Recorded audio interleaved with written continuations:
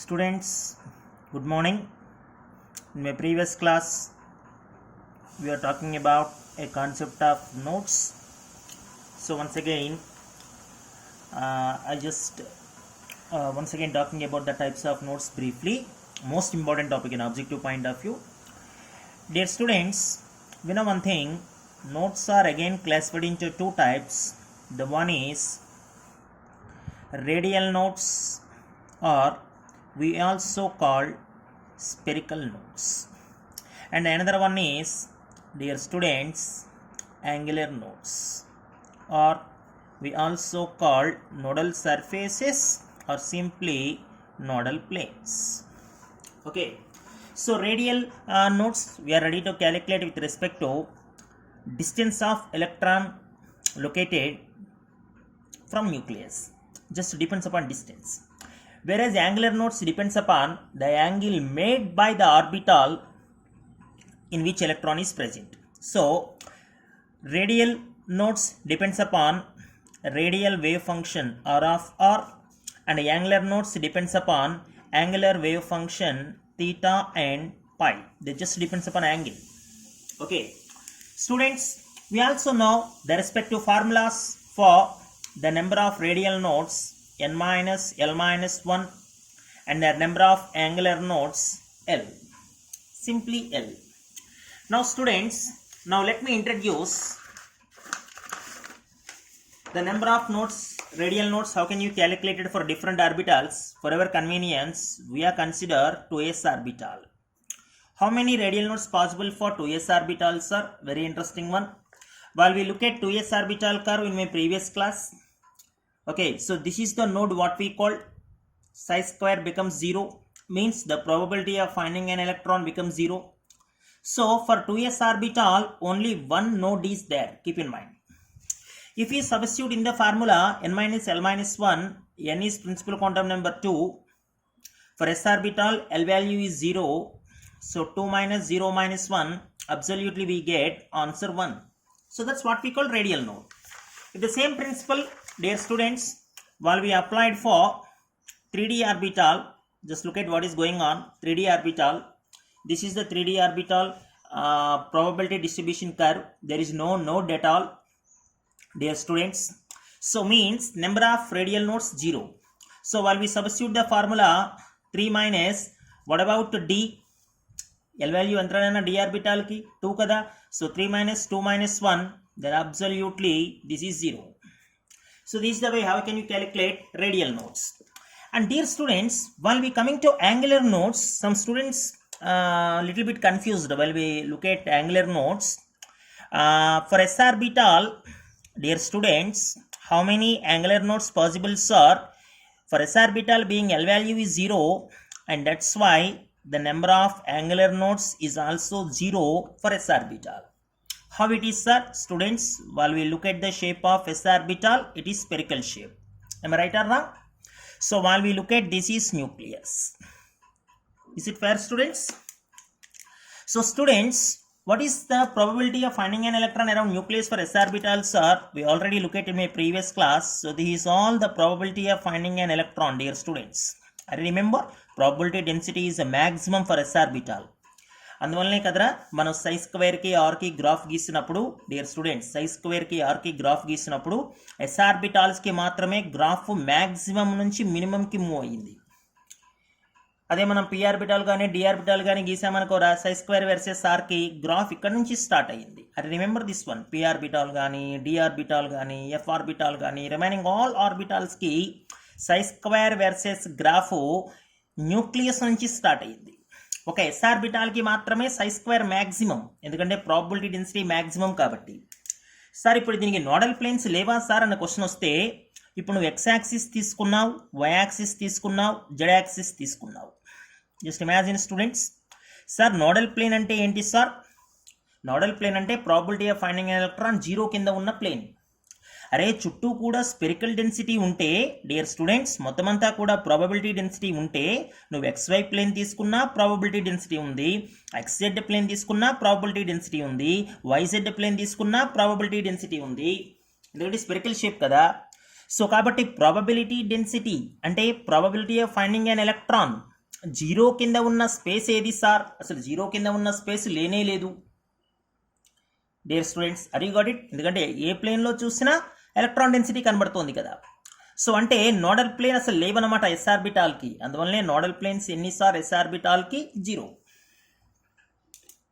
Students, what about for p orbital sir? Students, very interesting one. What about for p orbital sir? While we talking about px orbital, students, while we talking about px orbital, just imagine, students, just imagine, this is a nucleus. Okay, I am considering another diagram. Px kada nanna, just look at that. This is x, this is y, this is z. ఇది nucleus అనుకుందాం, మరి అంత పెద్ద nucleus వద్దులే. So ఇప్పుడు ఇది dumbbell shape కదరా నాన్న. This is dumbbell shape along X axis రా. సో ఎలక్ట్రాన్ యొక్క ప్రాబబిలిటీ ఎక్కడ ఉంటుంది సార్? సో ఎలక్ట్రాన్ యొక్క ప్రాబబిలిటీ కేవలం మనకి ఎక్స్ యాక్సిస్ మీద మాత్రమే ఉంటుంది నాన్న. ఓకేనా? అంటే ఈ లోబ్స్ మీద మాత్రమే ఉంటుంది. ఈ లోబ్స్ మీద మాత్రమే ఉంటుందంటే ఏ ప్లేన్స్లో ఉంటుంది సార్? ఎక్స్కి సంబంధించిన ఎక్స్వై ప్లేన్లో ప్రాబబిలిటీ డెన్సిటీ ఉంటుంది, ఎక్స్కి సంబంధించినటువంటి ఎక్స్ జెడ్ ప్లేన్లో కూడా ప్రాబబిలిటీ డెన్సిటీ ఉంటుంది. మరి ఇంకా ప్రాబబిలిటీ డెన్సిటీ లేనటువంటి ఒకే ఒక్క ప్లేన్ ఏది సార్? ప్రాబబిలిటీ డెన్సిటీ లేనటువంటి ఒకే ఒక్క ప్లేన్ వైజెడ్ ప్లేన్. ఓకేనా? అంటే పి ఆర్బిటాల్కి నోడల్ ప్లేన్స్ ఎన్ని సార్? పి ఆర్బిటాల్కి నోడల్ ప్లేన్ ఒకటి అనమాట, అదే వైజెడ్ ప్లేన్. పి ఆర్బిటాల్కి నోడల్ ప్లేన్స్ ఒకటి ఎందుకో తెలుసా? పి ఆర్బిటాల్కి ఎల్ వాల్యూ ఒకటి కాబట్టి. Dear students, keep in mind. అదవుతుందనండ. అంటే స్టూడెంట్స్, మన ఆబ్జెక్టివ్ పాయింట్ ఆఫ్ వ్యూలో నేను మళ్ళీ ఇది షేప్స్ ఆఫ్ ఆర్బిటల్స్ చెప్పినప్పుడు చెప్పాలి. నేను అందుకని అంత డెప్త్గా పోవట్లేదు. షేప్స్ ఆఫ్ ఆర్బిటల్స్ అనేది పెద్ద కాన్సెప్ట్ మనకి, అక్కడ ఇవన్నీ చెప్తాను నేను. సో ఇప్పుడు పిఎక్స్ ఆర్బిటాల్కి వచ్చేసి డియర్ స్టూడెంట్స్ నోడల్ ప్లేన్ ఏమవ్వచ్చు సార్? వెరీ ఇంట్రెస్టింగ్ వన్ రా నాన్న, వైజెడ్ అవ్వచ్చు. ఎమ్ రైట్? మరి పివై ఆర్బిటాల్కి వచ్చి నోడల్ ప్లేన్ ఏమవుతుంది sir? Students, any one guess? PY ఆర్బిటాల్కి వచ్చి నోడల్ ప్లేన్టా? పివై అంటే వైఎక్స్ ఉంటుంది, ZYE ఉంటుంది ప్రాబబిలిటీ డెన్సిటీ. మరి ఇక ప్రాబబిలిటీ డెన్సిటీ లేని ప్లేన్ ఏది సార్? XZే కదరా, అది నోడల్ ప్లేన్. మరి PZ ఆర్బిటాల్కి వచ్చేసరికి ఏమవుతుంది సార్? Nodal plane. PZ ఆర్బిటాల్కి వచ్చేసరికి XY అవుతుంది. ఇది క్లియర్? అందువల్ల నేనేమన్నానంటే పి ఆర్బిటాల్కి నెంబర్ ఆఫ్ నోడల్ ప్లేన్స్ 1 అన్నాను. మరి డి ఆర్బిటాల్కి సార్? డి ఆర్బిటాల్కి ఎల్ వాల్యూ 2 కదరా, కాబట్టి నెంబర్ ఆఫ్ నోడల్ ప్లేన్స్ 2. నేను మనం డయాగ్రామ్ తీసుకుని కూడా చెప్పాను నీకు ఎలాగా 2 అన్నది. ఓకేనా? డిఎక్స్వై తీసుకున్నట్లున్నాం చూడు మనం. డిఎక్స్వై డబుల్ డంబెల్ షేప్ కదరా, ఇది ఎక్స్ ఆర్బిటాలు, ఇది వై ఆర్బిటాల్ రా. డిఎక్స్వై. ఓకేనా? సో ఇది ఏ యాక్సిస్ సార్? ఇది జెడ్ యాక్సిస్ రా నాన్న. ఇస్ ఇట్ ఫేర్ రా? సో ఇప్పుడు ఈ లోబ్స్ ఇన్ బిట్వీన్ యాక్సిస్ కాబట్టి dear students, in between axis కాబట్టి కేవలం XY ప్లేన్లో మాత్రమే ప్రాబబిలిటీ డెన్సిటీ ఉంది. మరి ప్రాబబిలిటీ డెన్సిటీ ఇంకా ఏ ప్లేన్స్లో లేదు సార్? వైజెడ్ ప్లేన్లోనూ లేదు, XZ ప్లేన్లోనూ లేదు. అంటే ఇప్పుడు డిఎక్స్వైకి నోడల్ ప్లేన్స్ ఏమేమి అవుతాయి సార్? డిఎక్స్వైకి నోడల్ ప్లేన్స్ ఏమేమి అవుతాయిరా? వైజెడ్ అవుతుంది డియర్ స్టూడెంట్స్, అదే రకంగా XZ అవుతుంది. ఎందుకంటే XY ప్లేన్లో ప్రాబబిలిటీ డెన్సిటీ కనబడుతుంది మనకి, మిగతా 2 ప్లేన్లో కనబడదు. అలాగే డిఎక్స్జెడ్ ప్లేన్కి అయితే ఏమై ఉంటుంది గెస్సి? 2 నోడల్ ప్లేన్స్ ఉండాలి కదా డిఎక్స్వైజెడ్కి అయితే. అంటే ఒకటేమో XY, ఇంకోటేమో YZ. మరి డివైజెడ్కి అయితే ఏమై ఉండొచ్చు సార్? డివైజెడ్కి అయితే ఏమై ఉండొచ్చు రానన్న? ఆ 2 నోడల్ ప్లేన్స్ డివైజెడ్ అయితే DXY డియర్ స్టూడెంట్స్, ఇంకొకటి ఏంట్రానన్న? XZ. ఏమ రైట్ రా? Just look at that. ఇవన్నీ నేను మళ్ళీ షేప్స్ ఆఫ్ ఆర్బిటల్స్ చెప్పినప్పుడు ఎక్స్ప్లెయిన్ చేయాలి రేపటి క్లాస్లో. అర్థమవుతుందా? మీరు ఎవరో నిన్న ఫోన్ చేసి సార్ ఇది కాస్త నాకు ఇబ్బందిగా అనిపించింది అంటే నేను ఇప్పుడు ముందు చెప్తున్నాను మీకు. నేను ఇప్పుడు ఇది డెప్త్గా చెప్పట్లే మీకు, ఎందుకంటే రేపు పొద్దున్న కాన్సెప్ట్ ఇదే నాది, షేప్స్ ఆఫ్ ఆర్బిటాల్. ఆ షేప్స్ ఆఫ్ ఆర్బిటాల్లో నేను ప్రతి ఆర్బిటాల్కి నోడల్ ప్లేన్స్ ఎన్ని ఉన్నాయో చెప్పాలి. అర్థమవుతుందా నాన్న? నేను జస్ట్ బ్రీఫ్ ఇంట్రడక్షన్ మాత్రమే ఇస్తున్నాను. అయితే పిల్లలు, ఇక్కడ మీరు ఒక విషయం అబ్జర్వ్ చేయాల్సింది ఏంటంటే, మనం నెంబర్ ఆఫ్ నోట్స్ కట్టేటప్పుడు ఇప్పుడు ఫర్ ఎగ్జాంపుల్ 2s ఆర్బిటాల్ అనుకోరా, 2 పీక్స్ కదా ఇలాగా, అవునా? నేను మీకు మొన్న క్లాస్లో చెప్పాను, గుర్తుందా? ఒకే ఒక్క నోడ్ కాదురా నాన్న. యాక్చువల్గా మనకు ఒక డౌట్ వస్తుంది ఇక్కడ. మనం ప్రాబబిలిటీ ఫంక్షన్ 4πr² ψ²dr తీసుకుని డిస్టెన్స్ కింద క్యాలిక్యులేట్ చేసేటప్పుడు ఇది ఒక్కటే రేడియల్ నోడ్ డా సార్ అని డౌట్ వస్తుంది మీకు. స్టూడెంట్స్, ఇది ఒక్కటే రేడియల్ నోడ్ కాదు, న్యూక్లియస్ దగ్గర ఒక నోడ్ ఉంటుంది, ఎందుకంటే ఇక్కడ కూడా జీరోనే కదా. ఇన్ఫైనైట్ డిస్టెన్స్ దగ్గర ఒక నోడ్ ఉంటుంది. అయితే students, the nodes which are created at nucleus, ఓకేనా, and at infinite distance, students, and at infinite distance are not considered. మనం వాటిని మాత్రం నోట్స్ కింద కన్సిడర్ చేసే పరిస్థితి లేదు. మోస్ట్ ఇంపార్టెంట్ పాయింట్ నాన్న, ఎందుకంటే న్యూక్లియస్ దగ్గర ప్రాబబిలిటీ డెన్సిటీ జీరోనే, ఇది కూడా నోట్ కింద కనబడుతుంది. ఎక్కడో ఇన్ఫినిట్ డిస్టెన్స్ రానన్న న్యూక్లియస్ నుంచి, ఇన్ఫినిట్ డిస్టెన్స్ దగ్గర ఎలక్ట్రాన్ ప్రాబబిలిటీ ఉండదు కదా, ఇది కూడా నోట్ కింద కనబడుతుంది. సో ఈ రెండు నోట్స్ని, అంటే న్యూక్లియస్ దగ్గర ఇన్ఫినిట్ డిస్టెన్స్ దగ్గర ఉన్నటువంటి రెండు నోట్స్ని కూడా మనం కన్సిడర్ చేసే పరిస్థితి లేదు డియర్ స్టూడెంట్స్. ఆఫ్ యూలో పిల్లలు very interesting one, very interesting one పిల్లలు ఈ question. If the notes at infinite, నేను కొద్దిగా లెంతీగా చేస్తాను ప్రాబ్లమ్ని, ఏనన్నా please look at that students. If the notes at infinity are not neglected, keep in mind students, అవి నెగ్లెక్ట్ చేయలేదు వాడు, ఓకేనా. Then what is the total number of radial and angular notes of 5f orbital? అయితే total number of radial and angular notes 5f ఆర్బిటాల్కి ఎన్నో చెప్తావా? Very interesting question students. Answer చేద్దామా? 5f orbital కదా ఏనన్నా, ఇక్కడే రాసేస్తున్నాను చూడండి. 5f ఆర్బిటాల్కి dear students radial notes formula n-l-1, ఈ యాంగులర్ నోట్స్ ఫార్ములా L ఏనన్నా. మరి n-l-1 అంటే ఎంత సార్ డియర్ స్టూడెంట్స్? 5 f ఆర్బిటాల్కి L వాల్యూ 3 కదరా, 3 - 1 రా, అంటే 5 - 3 - 1 అంటే 1 అన్న. ఇస్ ఇట్ ఫేర్ రా? f ఆర్బిటాల్కి L వాల్యూ ఎంత రానన్న? 3 కదా, కాబట్టి యాంగులర్ నోట్స్ 3 రా, రేడియల్ నోట్స్ ఏమో 1 రా, యాంగులర్ నోట్స్ ఏమో 3 నాన్న. సో కాబట్టి మీరు అందరూ ఆన్సర్ 4 కింద వెళ్తున్నారు. కానీ వాడేమన్నాడు చూసావా? అరే ఇన్ఫినిటీ దగ్గర ఉన్న నోట్స్ని నేను నెగ్లెక్ట్ చేయలేదురా, నేను దాన్ని కూడా కన్సిడర్ చేసా అన్నాడు. అరే ఇన్ఫినిటీ దగ్గర ఉన్న నోట్ని కూడా కన్సిడర్ చేస్తే ఈ రేడియల్ నోట్ దీంతో పాటుగా ఇంకోటి ఎక్స్ట్రా వస్తుంది కదరా, ఎందుకంటే ఇన్ఫినిటీ డిస్టెన్స్ దగ్గర ఉన్న దాన్ని కూడా కన్సిడర్ చేయమంటున్నాడు కాబట్టి. అంటే ఇప్పుడు ఎంత అయిందిరా రేడియల్ నోట్స్? 1 + 1 2 అయిందిరా, 2 + 3 ఆన్సర్ ఎంతరా? 5 కదా. ఒకవేళ వాడు ఇన్ఫినిటీ దగ్గరే కాదురా న్యూక్లియస్ దగ్గర కూడా నేను నెగ్లెక్ట్ చేయలేదు అన్నాడు అనుకోరా, న్యూక్లియస్ దగ్గర కూడా నెగ్లెక్ట్ చేయలేదు అన్నాడు అనుకో, ఇంకొక రేడియల్ నోట్ పెరుగుతుంది మళ్ళీ. వాడు క్వశ్చన్లో చాలా క్లారిటీగా ఉంటాడు వాడు, అందుకే నేను నెగ్లెక్ట్ చేశానా చేయలేదా ఆ విషయంలో చాలా క్లారిటీగా ఉంటాడు వీళ్ళు, ఓకేనా. సో అందుకనే నేనేమన్నానంటే జనరల్గా మనం న్యూక్లియస్ దగ్గర ఇన్ఫినిటీ డిస్టెన్స్ దగ్గర ఆ నెంబర్ ఆఫ్ నోట్స్ని మనం ఏం చేస్తామంటే కన్సిడర్ చెయ్యం, నెగ్లెక్ట్ చేసేస్తాం అనమాట. ఒకవేళ వాడు కన్సిడర్ చేశాను అంటే కనుక మనం దానికి తగ్గట్లుగానే మన పాయింట్ ఆఫ్ అప్రోచ్ ఉండాలి నోట్స్ క్యాలిక్యులేట్ చేయడంలో. Most important objective point of వ్యూలో క్యాలిక్యులేషన్ ఆఫ్ నోట్స్. ఇవి మళ్ళీ నేను రేపు పొద్దున్న క్లాస్లో ఆర్బిటాల్స్ చెప్పినప్పుడు ఇంకా బాగా ఎక్స్ప్లెయిన్ చేస్తాను డయాగ్రామ్స్తో సహా ఎలా నోట్స్ వచ్చాయి అన్నది, ఏనా. Just look at students. ఇక నెక్స్ట్ మన టాపిక్ మెయిన్గా మనం ఇంకా ఆబ్జెక్టివ్ పాయింట్ ఆఫ్ వ్యూలోకి వెళ్ళడమే. రీసెంట్గా గత కొన్ని సంవత్సరాల నుంచి ఇప్పుడు నేను మాట్లాడుతున్న కాన్సెప్ట్ మీద విపరీతమైన బిట్స్ వచ్చిన కాన్సెప్ట్ ఇది స్టూడెంట్స్. Very careful that. వాడు ఏం చేస్తాడంటే ఇక్కడ 3 కర్వ్స్ని కంపేర్ చేయమంటాడు. 3 కర్వ్స్ని అంటే sir 3s orbital probability distribution కర్వ్ని, 3p ఆర్బిటాల్ ప్రాబబిలిటీ డిస్ట్రిబ్యూషన్ కర్వ్ని, 3d ఆర్బిటాల్ ప్రాబబిలిటీ డిస్ట్రిబ్యూషన్ కర్వ్ని, మూడింటిని కంపేర్ చేయమంటాడు. నేను ఇక్కడ బ్లాక్ పెన్తో డాట్ చేసింది ఉంది చూసావా డియర్ స్టూడెంట్స్, కొద్దిగా నేను లాట్ చేస్తాను డయాగ్రామ్ అని క్లోజ్గా అబ్జర్వ్ చేయి.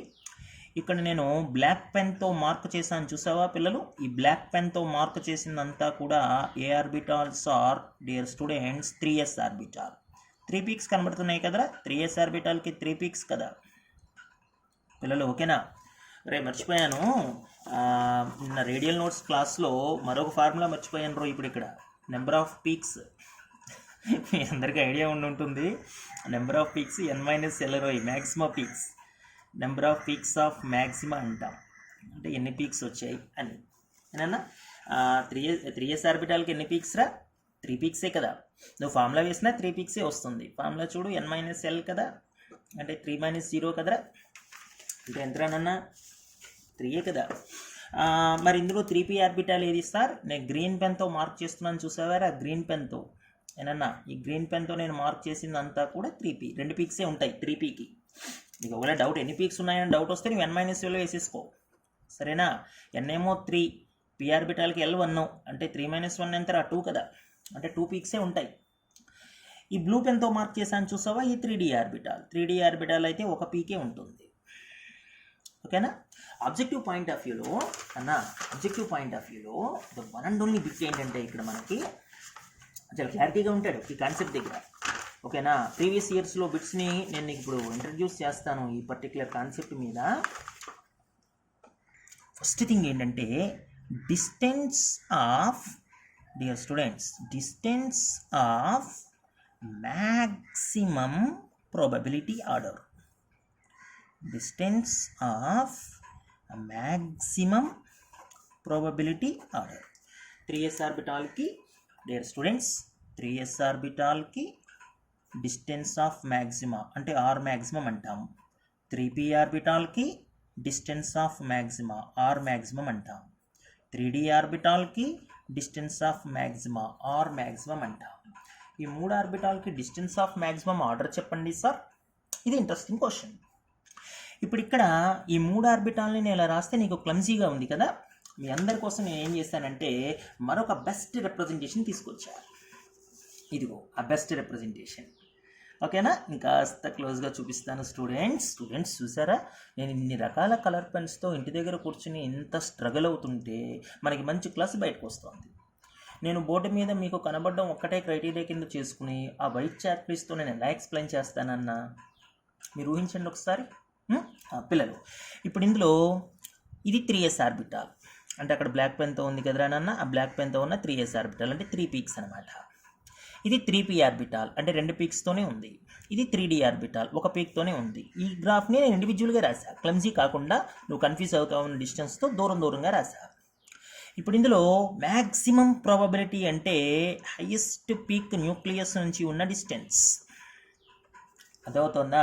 సో ఇప్పుడు ఇది 3s ఆర్బిటాల్ కదా, 3s ఆర్బిటాల్ మొత్తంలో హైయెస్ట్ పీక్ ఇదే కదా, ఇది డిస్టెన్స్ ఆఫ్ మ్యాక్సిమా అనమాట, అంటే మ్యాక్సిమం ప్రాబబిలిటీ డిస్టెన్స్. మరి 2p ఆర్బిటాల్కి సార్ 2p ఆర్బిటాల్కి ఈ పీకే కదరా మ్యాక్సిమం, ఇది డిస్టెన్స్ నుంచి అనమాట, అంటే ఇది ఆర్ మ్యాక్సిమా. ఇదే ఆర్బిటాల్కి సార్ 3s ఆర్బిటాల్కి, ఇదే ఆర్బిటాల్కి సార్ 3p ఆర్బిటాల్కి. ఇంకా మరి డి ఆర్బిటాల్ ఇదే కదరా నాన్న ఉన్నది ఒక పీకే, అదే మ్యాక్సిమం డిస్టెన్స్ అవుతుంది. ఇదే ఆర్బిటాల్కి సార్ 3d ఆర్బిటాల్కి. దాన్ని మనం డిస్టెన్స్ ఆఫ్ మ్యాక్సిమం ప్రాబబిలిటీ అంటాం. అదవుతుందనన్నా. సో మరి ఇప్పుడు ఈ గ్రాఫ్లో నీకు క్లియర్గా తెలుస్తోందిగా డిస్టెన్స్ ఆఫ్ మ్యాక్సిమం ప్రాబబిలిటీ. పిల్లలు ఇది క్లియర్ నాన్న. So distance of maximum probability ఇప్పుడు ఎవరికి ఎక్కువ సార్, ఇక్కడ నుంచి ఇక్కడికి డిస్టెన్స్ చూడు, ఎవరికి ఎక్కువ 3sకి ఎక్కువ, తర్వాత ఎవరికి ఎక్కువ సార్ డియర్ స్టూడెంట్స్ 3pకి ఎక్కువ, తర్వాత ఎవరికి ఎక్కువ సార్ 3dకి ఎక్కువ. So while we coming to the objective question order students, distance of maximum probability order is 3s is greater than 3p is greater than 3d. So in objective point of view for same value of principal quantum number n, okay value ఉన్నటువంటి principal quantum number ఎన్కి సంబంధించి అంటే ఎన్ same కదా, ఇక్కడ 3a ఇక్కడ 3a ఇక్కడ 3a.